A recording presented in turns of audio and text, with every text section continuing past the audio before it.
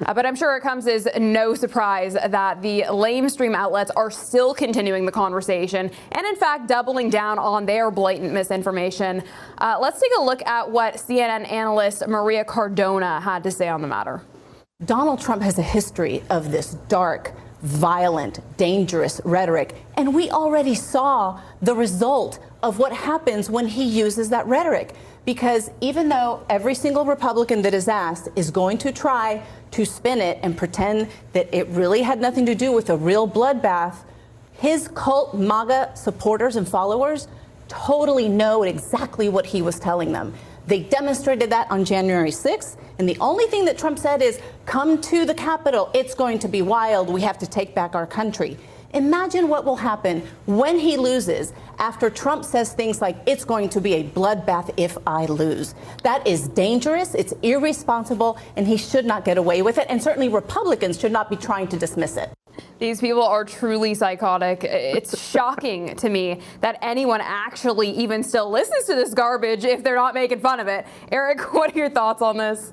Well, it's pure propaganda. This is what CNN does. I mean, this is doubling down on propaganda. And this is such propaganda, you know, it's been leaked out now that back when Joe Biden was facing off in the primaries against Bernie Sanders, you know, he used the term bloodbath if, you know, he didn't win. There was no outrage then, but there's outrage now because it's Trump. And they always hear, it's so amazing that these leftist activists in the news media can always discern what MAGA extremists hear. They know, they hear the dog whistles. They hear all these things that nobody in their right mind honestly gets. It's incredible. But yeah, they're going to double down on this. They don't have anything on Trump, so they're just going to make something up, I guess. Yep. You know, oh, well, you know, Hitler and Mussolini wore pants and shoes, and Trump wears pants and shoes. So therefore, that's what autocrats do. People who aren't autocrats wear boat anchor sneakers. You know, that might be their next argument for Biden. I mean, it's just trying to find something and make a link. Yeah, that's exactly what they do. They're quite good at doing it, too, I must admit. On that note, speaking of propaganda, the disgraced Ellen Page, who chopped her breasts off and now goes by Elliot, is making the absurd claim that, let me see if I can get this right, because this is a little much here, LGBTQIAAP2S plus minus, okay? Themed films are they're not niche because 30% of the youth identify as whatever the heck that is. This just made me laugh so hard. So she thinks alphabet soup films are not niche. Eric, what do you make of that one? Well, this is what the leftists have been pushing for so long, especially in Hollywood. They want to normalize this. This is my delusion, and you must believe my delusion and accept my delusion as reality. And if not, we will force it upon you. That's exactly what's going on here. She's referring to a study. I forget the name of the group. But basically, this group has come out and said, hey, it's the Public Religion Research Institute, which has historically skewed so many of its studies to the left.